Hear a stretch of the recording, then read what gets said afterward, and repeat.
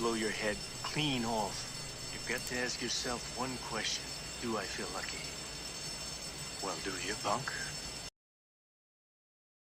Good morning everybody and welcome to the Centuaro 120 review. This is a very powerful vehicle.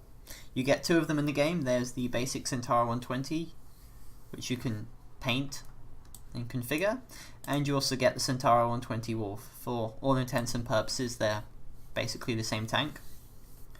It comes with a 6-shot ready rack. The 120 is pretty damn powerful at 720 penetration, so there's not that many vehicles in the game you'll be unable to penetrate, except for maybe a select few tier 10s, and perhaps the Challenger 2 on your own tier.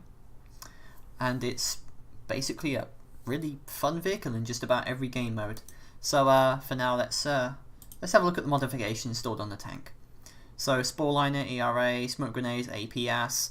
Of course, you also get your firepower branch as well, and a better engine. For now, I would suggest going with the firepower first. The extra 30 mils of penetration will actually help versus tier 9s and tier 10s, and will basically mean you will always auto-pen tier 8s and tier 7s, so that's pretty good. You also get a rate of fire increase. The heat rounds of 800 are okay, but the 720 AP rounds are definitely where it's at. After that, you'll probably want to go to the engine so you can get faster, and then you can get your APS, which will help you versus single-shot missiles, such as those used on the Warrior, the BMP, and may save you from getting insta-salvoed by tanks like the Crab, the Sphinx, the Cornet, and AFT-10, and will also give you some emergency time when you face up against Terminators in close combat. Apart from that, the Spore Liner and the ERA doesn't really work. The extra 150 hit points is nice, but the ERA, let me show you. So this is the Centuaro 120 versus itself. Okay, pretty much an auto pen everywhere. This is it with ERA. Not really that much of help. And versus its own high penetration heat rounds, not really that much of a difference, to be honest. So, and in my honest opinion, it does make the tank look very, very ugly. Similar to the way the Challenger 2 does. It just looks crap. So, yeah. I usually don't even bother taking ERA because I've never really found a situation where it works. So, sustained DPM around 6.34 second reload, which is on par with the Oplot. It's a little bit slower than the Thunderbolt, but you have the ready rack and he doesn't. You also have an excellent DPM of 7,400, so you can just about kill anything, and your average damage, if let's say around 500, means with all your 6 shots you've got around a clip potential of around 3,000 damage, which is enough to cripple or knock out just about every tank in the game, bar the super heavy such as the Merkavas and the Challengers, and it also means you'll be leaving tier 10s on a very, very, very sliver amount of hit points. Apart from that, your defense is basically mediocre, 2,200 hit points, not good. You'll be penetrated by autocannons from the front. Your mobility is pretty good, however, 100 km an hour top speed, pretty light though, so if you get rammed you will die. Around a 36% camo and 44% when stopped, and around 430 view on the move and 500 while stopped as well. You will be relying on people, but you should be able to outspot tank destroyers. And last but not least, the gun depression over the sides is pretty good, but over the front it can be pretty medical. Let's compare it to other tank destroyers in the same tier. So we've got the Cent, Draco, AGDS,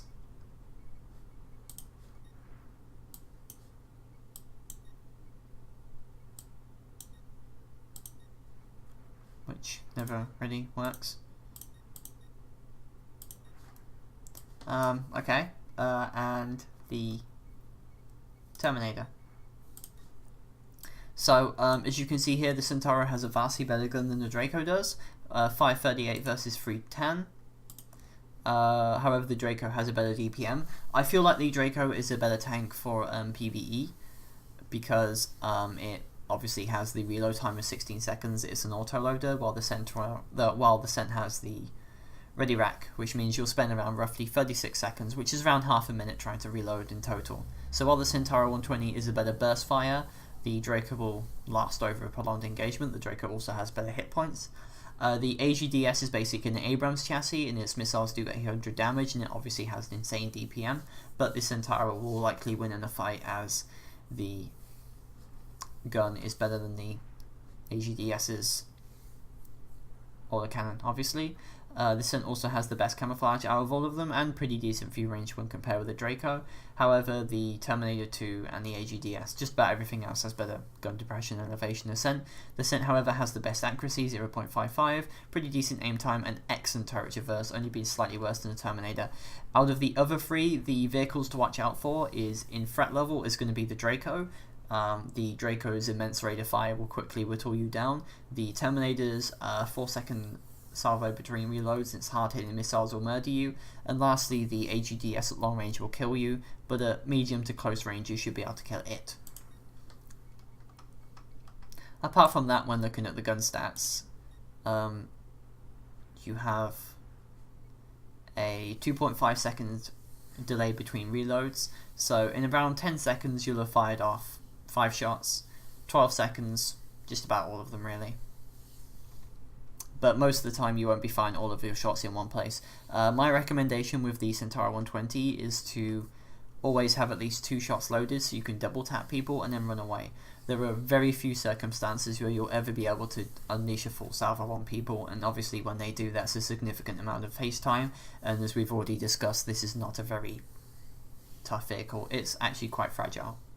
So, in terms of supplies, usual ones: surplus part crate, first aid cabinet, improved fire extinguisher and fuel reball kit. Special abilities, you only have 0 win, which doesn't particularly help in my honest opinion. It basically kills your mobility, and if you're in a wheeled vehicle and you get spotted, you need to run. Apart from that, retrofits wise, these are the ones I've gone for, but you're always welcome to choose your own. Improved telescopic lenses, you will be in bushes most of the time, so that will help. Also you will also get your paint as well, which will give you an 8% camo factor, which, as you can see here, gives you 44% while stopped. Apart from that, an improved gun breach and aiming time will also give you a pretty decent knockout as well. Now, there are a couple of commanders you can use for the 120. I'll narrow it down to around 3. Now, you have the Specialist TD Commander, known as... fucking hell, why did I put him? Known as Joshua Seagrove. In all honesty, he isn't that particularly great. He's very limited in what he can do. I mean, of course, he gets some peak accuracy, reload speed, better module damage, some increase in hold, reverse, and acceleration, but considering you're in a wheeled vehicle, it doesn't matter that much. And you also get some peak accuracy bonuses as well. For the most part, I'm using him simply as a filler commander, so I can get going to other places. Apart from that, you could also use Sabrina Washington, who will max out your module damage. Module damage increased by 50%. You also get some visibility increase, some crew damage, and lastly some small little camouflage buffs, which are all pretty good. As you can see here, the camouflage has gone up 3% in value, which does actually help. And then lastly, if you want to deal nothing but raw damage, you can always use Cortez. It will basically max out your damage all the time, so you'll always be dealing 592 damage with your hits, or of course 816 with your heat rounds, so you've got that to look forward to. So you either have your choice between the long range sniper, which is Joshua Seagrove, the module damage commander, which is of course Sabrina, or if you simply want to go for the knockout punch on people and be able to deliver maximum firepower, there's always Cortez. It's a pretty fun vehicle. It's fast, as I said before, the damage is amazing if you can rack it up on people. So let's have a look at it in some games. So this was a pretty fun game on my part. I'm platoon with a friend of mine, Decount, very good player, very enjoyable, very fun to platoon with. And of course we're on Cold Strike in a tier 10 game. There's a couple of tier 8s over there, for the most part, which is a Merc platoon and a T90. However, as usual, the focus will always be on the tier 10s in these kind of matchups. So when focusing against Mercs and Type 99A2s, their weak side armor means you should be able to track them easily and be able to do maximum damage. The Challenger can be a little bit more difficult thanks to its ERA, and the Armata can occasionally prove to be a bit of an upset. So Type 99 and Merc will always be the easiest options. You can't exactly pen a 99 from the front, but once it even shows a sliver at side armor, you can always go through the mudguard. So the strategy for this map is to For me, it's usually to hang around in this area of the map. Of course, taking this thing into the city is not a good idea. You can trust me on that one. It's basically awful. You'll get massacred pretty easily. I do like my camo paint. It's a very nice camo paint. So I'm going to head around this area of the map. So we're going to skip around a minute and a bit, because it's never really fun going anywhere. I do bash into a rock. And I've been taking Joshua Seagrove on this one. I'm using this over the regular one because this doesn't have the ERA, so it looks better in my opinion. So for now, okay, the bug is working again. That's not good. But anyway, the most part to know about this game is that the challenges can be a little bit dumb. Of course, when any tier 10 moves its turret, as long as it's not a Merc or a Martyr, you can usually go through the turret armor pretty well. So the Cent is a pretty good Bushmaster. Of course, I'm in here, I have 44% camo range, which means a vehicle with 400 meters will be able to spot me at roughly 260 meters. And I'm basically shooting at this challenges thing at that point. I'm shooting right there. Well, he's not bad. And in this case, I have 4 shots loaded, which is around 2,000 damage for me. And staying back. The reason why I'm staying back and not aggressively moving forward is A, because like I said before, I'm a really weakly armor tank, and B, the enemy at this point was actually kind of like suiciding into the game. So if they're making those kind of mistakes, feel free to hand back and do your best. Apart from all of this going around, the enemy team on this part of the map, I genuinely feel just pancaked themselves. They didn't really know what they were doing. They failed to get up to the scout line, spotting line, the holding line, which is basically there. And if the south team takes that line, the north team is basically done for, as the south now has the height advantage on them. So I'm gonna see if I can take over this Ariadne's position. I'm sorry, dude, but I'm the one with the thing.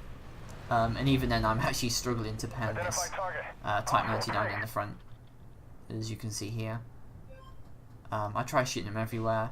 I could have shot that Merc. I didn't. That would have been a better idea for mine.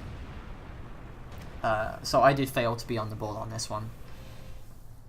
But still, I've dealt around 2,000 damage. And to be honest, the usual minimum damage you should aim for is going to be around roughly 3,000 due to the ready rack. At least aim to do all of your shots in damage. And then, well, nobody can really blame you. Still trying to shoot this Type 99 though. It does feel eventually like a bit of a wasted opportunity, to be honest. So I should eventually start moving. I do have my decal over there. There is me. There is a decal of me in game if you want one. Simply message me on Discord and you can get it.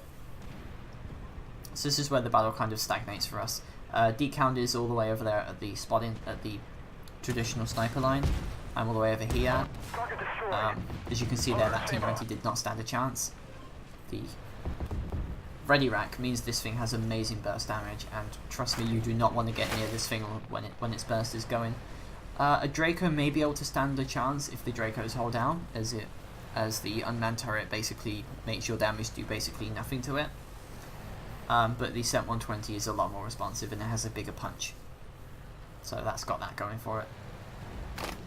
Apart from now, really, I was wondering what I wanted to do here. Obviously I can't advance into the city now. I've got my eyes on that Terminator 2 over there. But things can be a little bit awkward. So, obviously, things to do is stay back.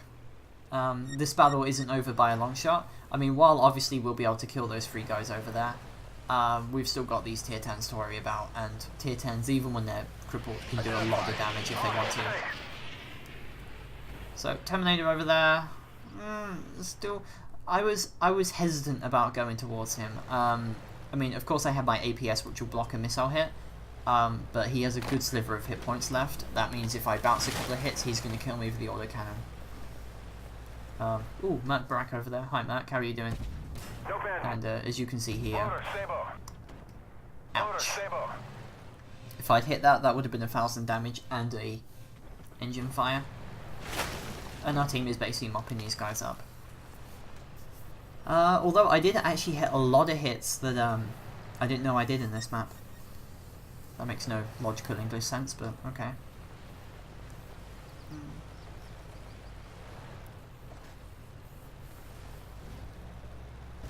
So, game plan for this one is to go for the Terminator, if I can get him. Maybe go for the Anders and everyone else. But for now, it was a little bit awkward trying to hit the dummy, to be honest. We have an Alte who's basically going straight into him. The Alte. Actually, interestingly enough, this has roughly the same gun stats as the Alte. So, if you fire first before one of them, you can actually hit him and kill him. Nice little kill steal from me there. As already said, this thing's gun handling is really good. And unfortunately, we did have to deal with a Merkava who basically went into the annoying position. You can't actually get into him from behind over there. It's fully blocked off, so the enemy can basically just sit there for the entire game and you can't really pen them. I tried some tracking shots, but for now I was like, fuck it, let's go somewhere else. Merc kills the Alte, of course. They're basically having a Merc off for now. Interesting enough, I haven't been hit yet in this battle, which is something that usually doesn't happen to me. And the enemy WP Anders is coming up. And now the ready rack starts hitting things. As you can see here, 558, 5, again and again and again and again. And I basically ready rack that Merc. Another hit on that WP Anders, who is correctly going for the Merkava. However, he screws up quite a bit. If he wanted to do guaranteed damage, he should have gone for me. Use the heat rounds, of course. But, of course not. Hi, Merc. Oh, he died.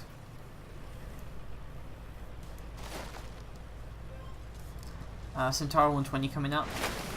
And this is actually going to be one of the funnier moments I've spent in AW.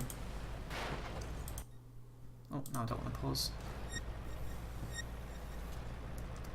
Initially, I was going to simply chase him around, but then I realised my vehicle, well, my wheeled handling skills are awful, to be honest.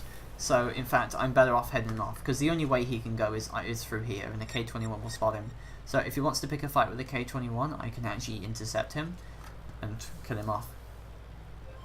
And this is where the fun begins. You ready? 1, 2. He didn't even move because I actually blocked off his engine with the heat rounds. So obviously, if you want to completely destroy AFVs, use the heat rounds. So that wasn't a bad game from me. Well, when I say bad game, that was a great game. Anything with the damage I did is, well, the damage I did in that game is always a good game. Well, review copy game anyway. So let's have a look at how I did.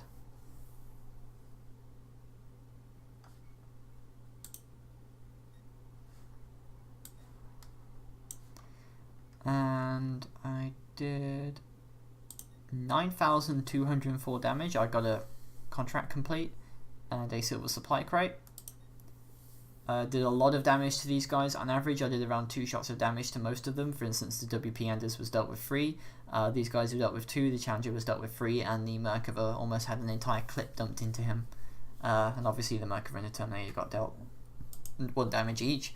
I did the second highest amount of, well, the third highest amount of the fourth highest amount of damage in the game. Jesus Christ, their type, Centuaro, and of course the Merkava on our team had amazing games. Only missed 1, but as you can see, quite a few of them bounced, and if they didn't, I would have dealt 13,500 damage, which wouldn't have gone in the review material. That would have gone in a free in-stream highlight. And of course, I didn't receive any damage the entire game, which is an achievement in itself. So, lesson be learned. Ready rack the crap out of everything. Let's have a look at another game. Some people will say this game was a failed platoon. I disagree. Of course, taking a Wilk may have been a better option, but of course this thing has a faster. This thing can deal damage a lot faster, and the Wilk is quite dependent on its pelly rounds, which can be unreliable at times. So, and I kind of wanted to get another review material game for my Cent 120. The review material is of course always 2 games. So for this one, we start on North Spawn. And the usual thing I like to do with fast vehicles is to go to the scout spot, which is around the J3 area. As you can see here, we spot a T-15, which I immediately regret my decision. Nice cannon paint as always. It's a very pretty tank. And of course they've got a Sphinx. I have no idea why people do that in their scouts. It seems a little bit foolhardy, as it basically relies on your team backing you up. Of course I've got a Merkava and a K21 coming over with me as well. And D-Count is coming out in his Merkava for Barak. So I missed the first shot in that Cent 120. Sorry, the Sphinx. Another one. And another one. 1461 damage, which is pretty decent. The T-15 over there basically completely fails to kill Deke. And I'm trying to get my ready rack done as soon as I can. The T-15 is actually starting to back out now. I feel like he realised that he screwed up. So yeah, he's in a fun place. And unfortunately I didn't get the second shot in on him. And this is when I start to realise the enemy team is actually quite focused on our position. There's actually going to be a Draco you'll see later, who decides to do things. But lastly, at this point, the enemy has a Chally. Smoke up, of course. The Alte, pretty sure he's using Cortez, hits me again. So I have to back out of these bushes. But this is where the ready rack really comes into play. As you can see it here, just hit after hit after hit after. Yeah, that's a 2,700 damage dealt to that Chally. And unfortunately, I wasn't able to get another hit on the Alte, but that is what the ready rack does to people. It is amazing.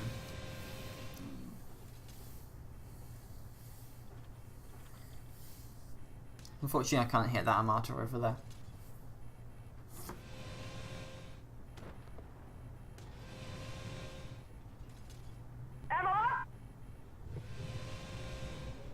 So, for now, the thing I actually want to do is I want to see if I can move up.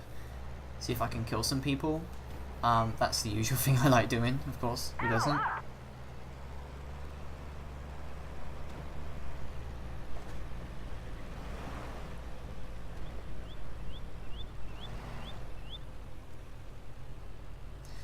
Unfortunately, the enemy team kind of has to go away, and this is where you will see me really screw up my aiming to get this Poland ball.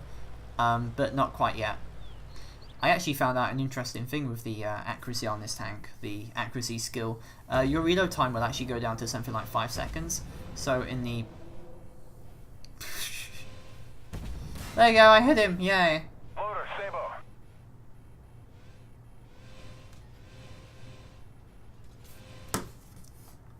Yeah, I don't think I'm going to be able to hit that Poland ball anytime soon. And this is where things start to get a little bit weird. I'm trying to hit this Merc over and over again. And as you can see there, the accuracy skill makes my reload go down from 6.4 to 5.7, which does actually shave off the reload time quite a bit. Unfortunately, it does make you completely immobile. As you can see here, I can go literally nowhere with this.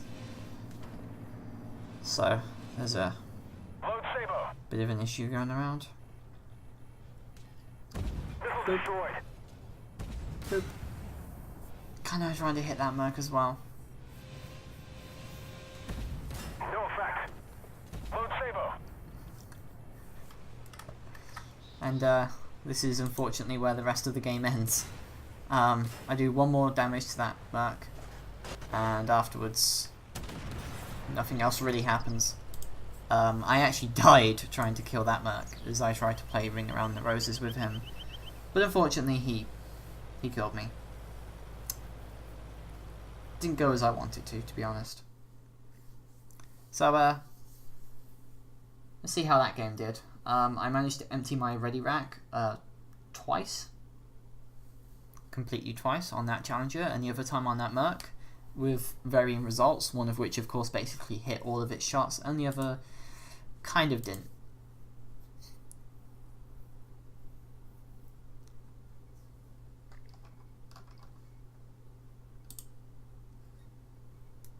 Let's go all the way down and have a look. So of course we're on waterway, 7,982 damage. That's pretty good as well. And you can see here, basically 5 or 6 shots onto that Chally, 3 shots on the Sphinx, 2 on the Merc, 2 on the Merc, and 1 on these guys as well, with varying degrees of damage. Apart from that, I got 3rd in our team with the third highest amount of damage done in the game, which is pretty decent as usual. The Alt-A and the Merc, of course, having done a lot of damage, but ultimately it was the enemy Mercs that carried the game. They have ready racks as well. Apart from that, I fired a lot of shots that didn't miss, and I could have done 11,000 damage, which may have actually turned the tide of the game. But, yeah, and unfortunately I didn't really bounce any damage. The APS can be a little bit unreliable at times, considering it's single shot and you're in a weak vehicle. So, passing statements as usual, this thing is pretty fun. You can find it, I believe it is on Wolfie's Tree. The ERC is okay. The Dragon's pretty good. The ERC is not so good. The rest, these two are very good as well. Very, very fun tanks. The Cent is actually one of Caden's favourites. The MGS is a little bit weird. It has an unmanned turret, but unfortunately the gun is kind of weak. A single shot 105 does not cut it in tier 8 as a TD anymore. And of course you get the Centuaro 120 here.